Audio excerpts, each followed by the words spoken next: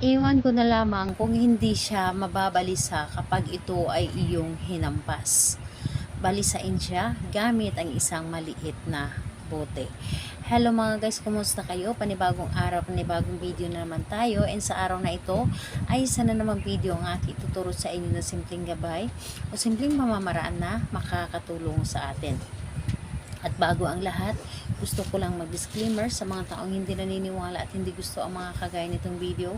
Please skip this video and maghanap kayo na videos na gustong gusto nyo dahil ang video na ito ay para lamang ito sa mga taong naniniwala and gusto mag-try. Sa lahat po ng mga nagko-comment dito sa aking video dito sa loob ng aking channel, mag-iingat sa lahat ng mga nagre-reply sa inyo na dinadala kayo sa kanilang WhatsApp, in-imo app, para makaiwas po tayo sa scam. Ngayon po, paano nga ba natin balisain ang isang tao gamit lamang ang isang buti? Iwan ko na lang kung ano yung mararamdaman niya. Yung hindi siya mapakali kahit anong gawin niya, yung hindi niya maintindihan yung sarili niya na para bang ewan. So, ayun po, ang dapat natin ihanda dito is kailangan mo lamang dito maghanda ng isang bote. Tulad po nito, basta babasagin kahit hindi po siya clear, ganito pong bote. Kahit hindi babasagin. And pwede naman malaking bote kung wala talaga kayong mga ganitong bote, kaliit. So, pwede din pong garapon kung gusto po ninyo. Pero kung meron kayong ganito kaliit lamang na bote, pwede po. And ayun po, bote at isang maliit na pirasong papel ang ating gamitin dito, and syempre panali. So, pwede kayong gumamit ng sinulid or meron kayong mga yarn, yun po ang dapat natin gamitin. And ayun po, kapag ready na yung aking nabanggit na ating gagamitin, ang isunod po ninyo i-ready isang inyong sarili. Kailangan na alam po ninyo sa inyong sarili na gustong-gusto mo itong gawin and buo ang inyong loob sa paggawa nito, tiwala at paniniwala, syempre. And ayun po, kapag ready ka na, pwede mo na itong umpisahan. So, ang gagawin mo lamang dito, napakadali lamang. Sa isang papel po, isulat mo lamang dito po sa papel. Isulat mo lamang dito ng 3 beses yung kanyang pangalan at apelyido. So, isulat mo dito 3 beses po yung pangalan niya at apelyido. And kapag naisulat mo na dito, ang inyong gagawin ay i-roll mo lamang ang papel na ito papunta po sa inyo. I-roll mo lamang.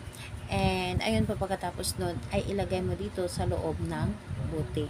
So, ilagay mo dito sa loob ng bote ang papel na ito, and pagkatapos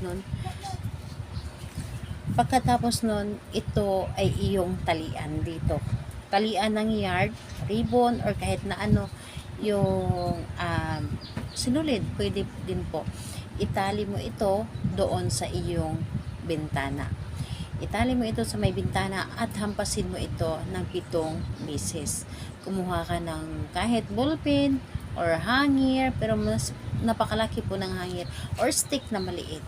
Hampasin mo ito ng 7 beses at sabihin mo ito, isang hampas, pangalan, apelyido, at sabihin mo, hindi mo maintindihan yung sarili mo at mababalisa ka dahil sa akin. Tapos hampas muli, pangalan, apelyido, hindi mo maintindihan ang sarili mo at mababalisa ka dahil sa akin. So, 7 ulit mo yang hampasin ang bote na ito, and hayaan mo ito doon na nakatali sa iyong bintana.